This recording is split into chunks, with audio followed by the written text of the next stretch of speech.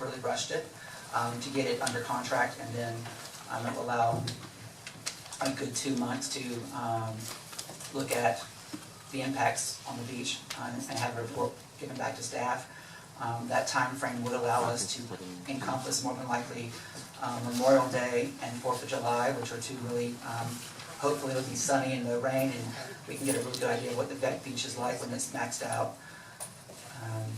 And then come back, and we'll be able to, as I think is the committee, say, well, based on what we've seen here, and I think there'll be more public dialogue by then, the appropriate level of development, use, intensity of the beach, in consideration of what has to be improved for that study would be X. William, if the ITN process never existed and internally as a staff we said, okay, we want to investigate what more can we do on this property, what would be the first initial step? We would study this, traffic, space utilization, a BOMA calculation that we don't even have on a casino building. No, we don't have time. Right, so, I think. Explain what BOMA is for the public. BOMA is an officially recognized national standard to determine what your leasable square footages are in a building versus your common area element square footages. I provided a guesstimate when working with RAG Architects as to what I estimated the BOMA calculation would be. Once the building was finished and the as-built were done, there wasn't the next step where an official BOMA certified record of what is public space, what is common area space, and what the fixed square footage for each of the leasable areas would be. It's a little complicated, but it is an established national standard. And I've only ever done one, so I'm not offering my services to do that. Generally, just an architect does that, Yeah. and that's good to have anyway, as part of your as-bills for future It provides a tenant sound legal space. basis on which to calculate the CAM charges and Right. lease rates. I think that what we have now is close, but it may not be as defensible and strong as I would prefer to have. I'm sure Christie would like something more definitive as well. So I think what I'm hearing in reference to Hudson Holdings is our recommendation at this time to the commission would be to step back and do some studies to identify some of the issues that we brought up. But where are we with the other offer? Are we close enough to make a recommendation, or do we need to, send a little bit more information out? I personally think that the offer that we're sitting at with the understanding from the meeting that they're willing to negotiate more, there's still a big gap. I agree. And I don't think it's outside of us to think that possibly part of a recommendation could also be that the committee recommends back to the commission that, maybe we actively engage another broker to shop that vacant space, or, there may be other proposals that we don't know, that are waiting for the ITM process to sunset. We don't know. And just for public record, we have a vacant space, 5,000 square feet upstairs at the ballroom. It has been vacant for a while. It's always been vacant. Exactly, but it's a little longer than we would like it to be. We've established that we need to look at least $18 a square foot plus $10 CAM to start. And that's a good start. In a perfect world, we'd like more money than that. It is open to the public, meaning that any realtor that would like to broker it, the city has agreed to pay them a commission. So moving forward, we could look at options, for instance, an RFP, to go back out and look specifically for that space and really try to focus and move on that, or really aggressively market it to realtors and try to get that out there, and there's a couple different options we can do on that. But that's really one of the things this board felt that we needed to do first. And then I had mentioned earlier about options and things that we've identified through this process. I think one of the biggest things that jump out at me is the access to people. Now that we know what's going on and people wanting to be there, the ADA and the handicap access doesn't work for that building, especially getting people upstairs into the ballroom. It's hard to, there's nowhere to drop off weddings, there's nowhere to drop off guests, there's nowhere to drop off caterers. It's very hard, and if you stop in the front of the building, just like we don't want everyone else stopping, we don't want big trucks, we don't in front of the building blocking the beach views and things like that. So I think that was one of the things that we identified through this process. The other big thing that stands out for me is I call it a grease trap, but it's the grease, the garbage, everything that sits in that little spot behind Mulligan's. You physically have to walk up the sidewalk where they're washing the back of the building, the grease, the garbage cans, which happens at any restaurant. But I don't think it was thought out, and it's actually, you're washing it out onto the sidewalk where people are walking up and walking through. So as we move through any of the process and identify things, we've identified some of these issues that jump out at us that really need to be addressed as we move forward. Juan's looked at it a couple different ways through his department, and Jamie through Public Works, and there's no quick fix, especially for that. Yeah, no, Problem. we did a French drain after the fact, and it's still, you know. Yeah, and then going back to issues with the actual structure, things rusting, doors rusting, elevators, doors not shutting properly, ballroom flooding. We also put French drains in and around the ballroom.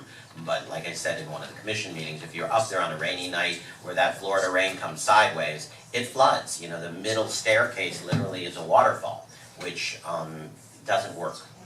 So we need to look at a lot of those different options, and we've addressed those as we're walking through the process and different things. One thing that I had brought up too, if we're looking at doing any restructure of pools or things, I think what's happening now with, in my opinion, with the pool and people, it's not conducive to today.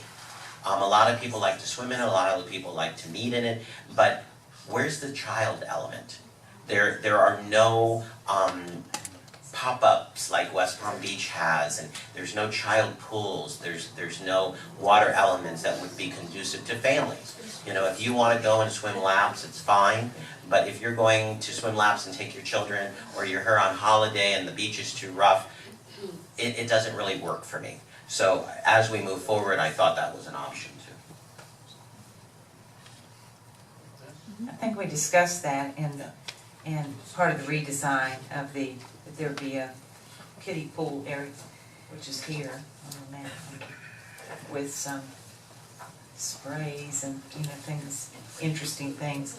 And also I noticed on this redesign, there's not a lot of undercover areas or shaded areas that would also be a point maybe to bring up. Agreed. Or areas that you can, with big table areas that are undercover somehow from the elements. And pick up and drop off area, I'm not quite sure where that would be located.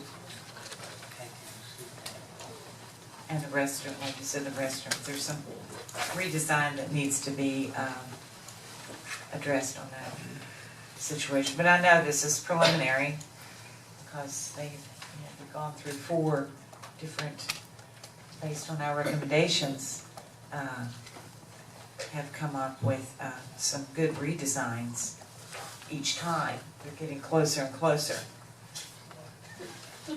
So is it the recommendation to, for a lack of better words, Christie, help me, table this process, and the recommendation to the commission would be to look at studies for any future bill? Can we just talk about, so we're clear on the recommendation that we make, and ultimately the commission can decide to go with it or not. As a group, at least be clear on what the process of what our recommendation should be. Do we need to come back and do, a use study on the property based on, some of the information we already know, with the idea that, we want to learn, these type of activities can be supported, this type of, structure, and do that, and then does that get rolled into an RFP? What exactly do we want to recommend? Beyond, obviously, we can't move forward Well, as it currently I think we sits. need to identify the various studies that need to be done, and then, Right. yes, it would need to go through the RFP process. Right. well, originally, And we gotta work in the community input component, after those studies come back. We have to provide that public input opportunity, whether it's in the form of a charrette, whether it's in the form of workshops. Once we get an idea as a city staff, okay, public, this is what we can do, give us your input, give us your ideas, and then start to get into a point where we're asking for, proposals and plans, but, we kind of, agreed. I think we're just a couple of steps ahead of ourselves. Well, and I think that's the biggest problem with,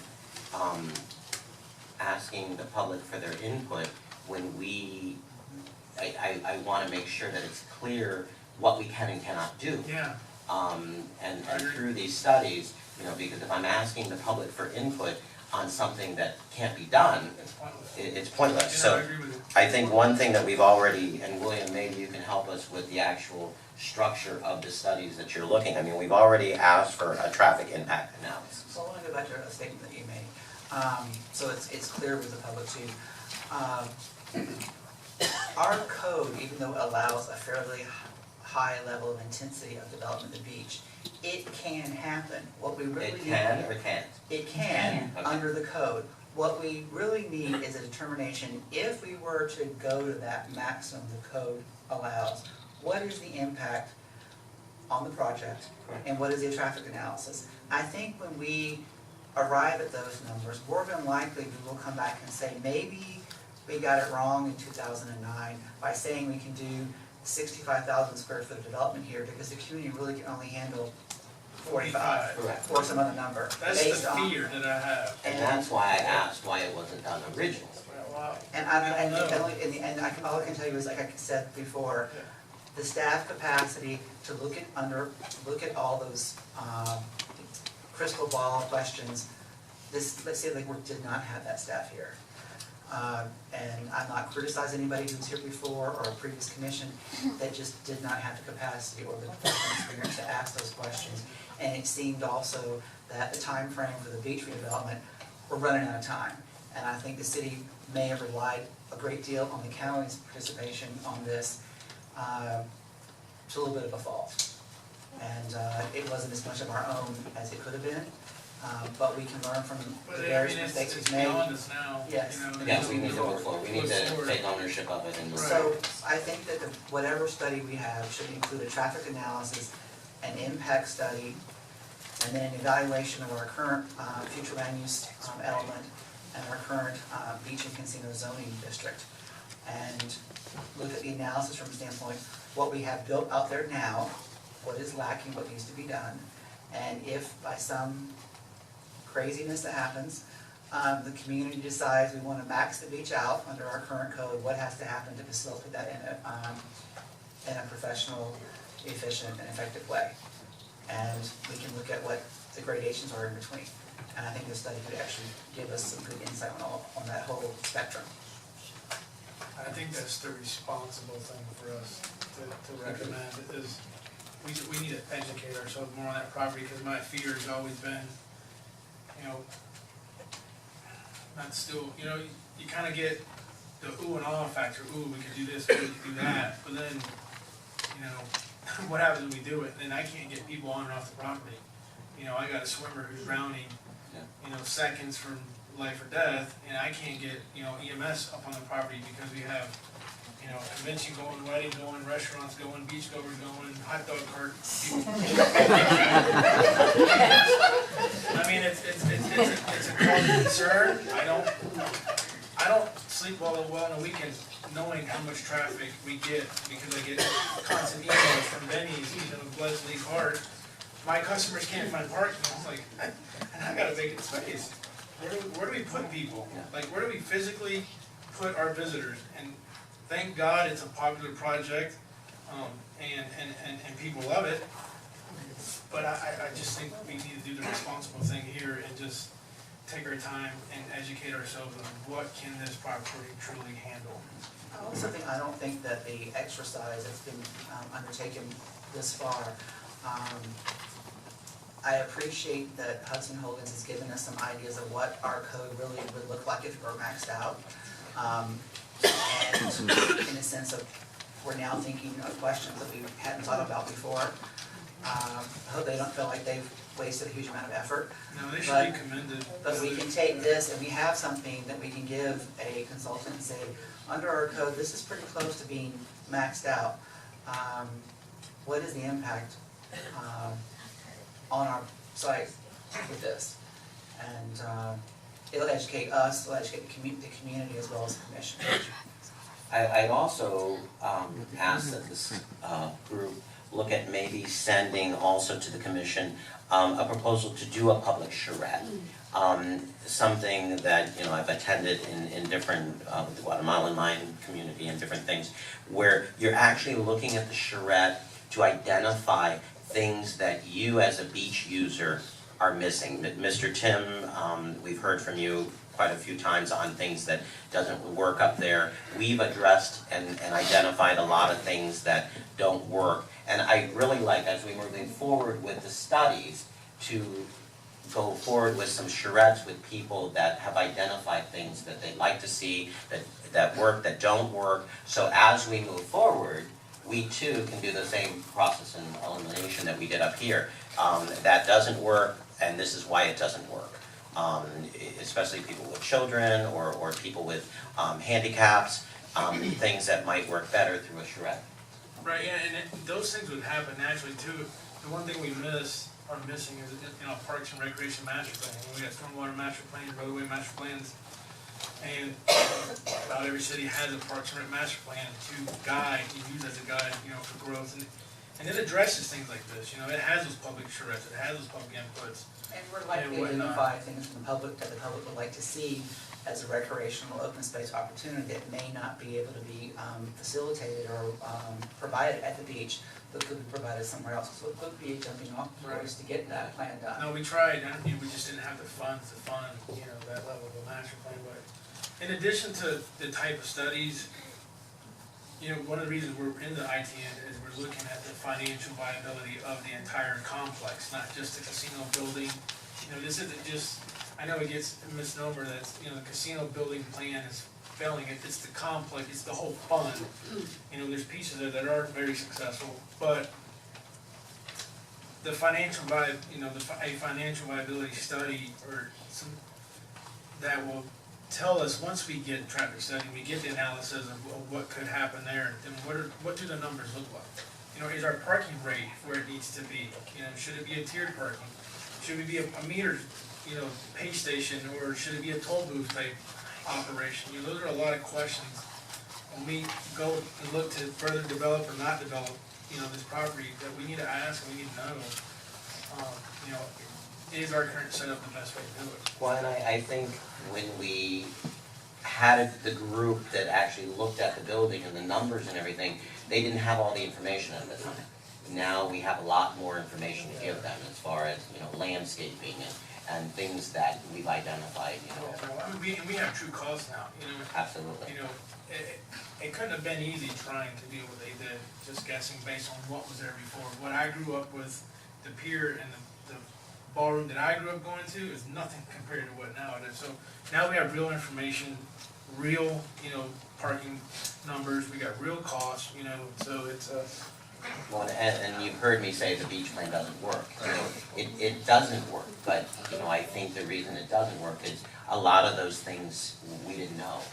So as we move forward, we now have identified those things, and I know the city manager is putting together a group that, you know, now can look at those new numbers and hopefully move us forward. you know, we've had a first meeting already, and it was good. You know, Well, one we're component of very what we've done here with that range of intensity of use at the beach, there are real estate management consultants that could evaluate the different levels of what will be proposed and provide you a sustainability factor in the sense of, okay, if you had this much intensity, even though you could allow it, and here's what you have to do to fix it, here is the probability of it actually being able to carry itself or not.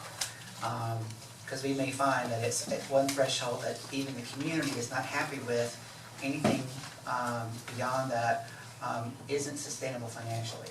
it may be that we can't provide what everybody wants here and it break even. But that should be, I think, readily provided. We know what we're doing now is not breaking even, but what do we have to add or what do we have to change? And that could be evaluated because we've got a pretty good idea of all the cost centers. As we add these pieces to the beach, what is their normal carrying cost, maintenance cost, and they can probably give us some idea of what they think the tipping point would be between being a sustainable project overall versus one that's losing money. Now, we know we self-funded this project. Are we making payments back to ourselves? Where are we at? Last year was the We third. made the first payment in 2014, and it was only half of what we anticipated. Okay, so we made our first payment in 2014, and it was half of what we Right. originally. 250. Right, we Okay. made 250, whereas we was anticipated to pay back at 500,000 a year. Okay. So, Christie, you got it? Sure, okay. You wanna, Why doesn't someone formulate like a more formal recommendation? I mean, William, if you wanna do it, I have your initial notes from what you said. I might have missed a little bit, but, I try to speak a little slower than I normally do.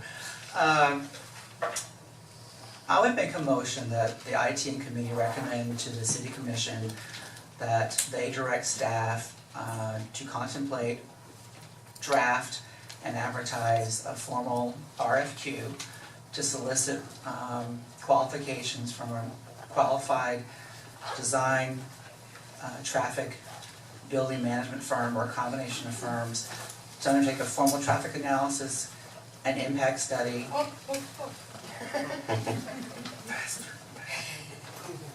a traffic study, traffic analysis, an impact study, an evaluation of our current future land use element BAC, our zoning district BAC, and provide an assessment of the financial viability of the different intensity levels of use that will be within the plan. she can write fast. okay. That's gonna cost more than $50,000. Right, Yes. and is there money budgeted for that? No. We have trees that drop dollars occasionally, but, and, well, And again, it's just a recommendation, you know, the commission may have a conversation that, you know, may have other thought patterns after this meeting. Well, and I think we should encourage them to follow through with the beach complex workshop.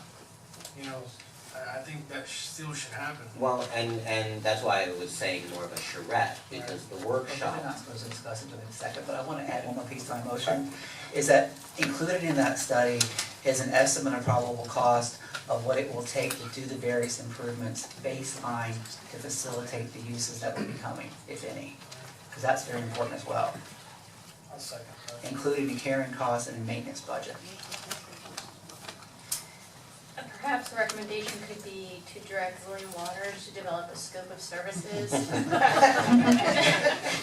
stepped into that. That's to okay. issue a formal request for qualifications. I second it. I guess the big question is, that's sort of one recommendation to them, is there gonna be a recommendation as to this process? Are we tabling the process, are we canceling the process? Are you guys recommending that it be reopened at some point once we get all this information? Or no recommendation on the process at all? Can we take it in pieces? Let's see if the group wants to move forward on that motion, then we can go to the next step. Okay. Because for the general public, since there may still be a public workshop, if you have got questions about what all I just spit out and what that might mean, I can't go into it all tonight, I might be here a very long time, but you can send me an email or something and I'll try to explain what a traffic analysis includes, an impact study would include, an evaluation of our zoning code and future land use element would include, what an estimate of cost would be, and what a financial sustainability or viability factor would look like. Will you give your title and tell them where to find you? I'm the Director of Community Sustainability. I'm in the Sustainability Department over at 1900. My phone number is 561-567-2999. 586-1634, and the email address is wwaters@lakeworth.org. So are we in agreement with the first recommendation? Everybody? Yes, I think no matter what happens to the casino project, that study needs done. That study needs done for the future tenants that will take over the spaces that are vacant now, and help with the impact of the traffic study for increased use in the future. And so that's really, it's a basis. We need that as a basis to start. So we're in agreement. In agreement. Who calls for the vote? You, Kristen? And I second Williams. Well, I don't think we've done anything that formal, that everybody is in agreement with that recommendation. Yes. Yes. Okay. And your next question, what to do what we had before us tonight? Well, part of that, we can't leave out the Anderson and Carter proposal either out of recommendation. No, We gotta tie that in too. Which those studies may say, find a tenant and do nothing else. they could. One, I think that's a concern that we've now identified is with the amount of people that we're getting up there, by putting someone upstairs, and that might be some of the reasons why we haven't got a tenant, is they've looked at, the parking situation and the issues that we've identified through this process. That's been said to me by, potential, they'd show up on a Saturday at 2:00. I'll try to address part of that. One of the stumbling blocks with getting an upstairs tenant, everyone that I'm aware of that has wanted to go there, even the ones that put in a letter of intent, felt that their business model would be one that carried on a great deal of business at night. With our collaboration with the county, we have turtle lighting all the way to A1A. I'm not quite sure how the turtles look over the dune and see those lights, but I know that Juan and Jamie and I have received literally hundreds, if not thousands, of complaints about the beach being too dark at night. To see, we've had a number of minor accidents, people tripping over things. It's a risk issue. So we do desperately need to look at reevaluating how we light the site, no matter what we do. Even if we mothball that north vacant space, we have to do something about the lighting, definitely on the lower parking lot. Oh, yeah, we've looked, we have a project ready. It's just a matter of being able to fund it to retrofit those lights on the lower lot. And that was a question that also Anderson and Carter asked, how are we going to address the lighting? We are looking at writing our own turtle ordinance that would provide more specificity on how we deal with the turtle issue. I don't think it's against our grant agreement to improve the lighting, especially if we include a component that it still will meet the turtle-friendly requirements that visibility from the beach. I don't really know what that cost would be, but I know it was several $100,000 that it originally. No, the retrofit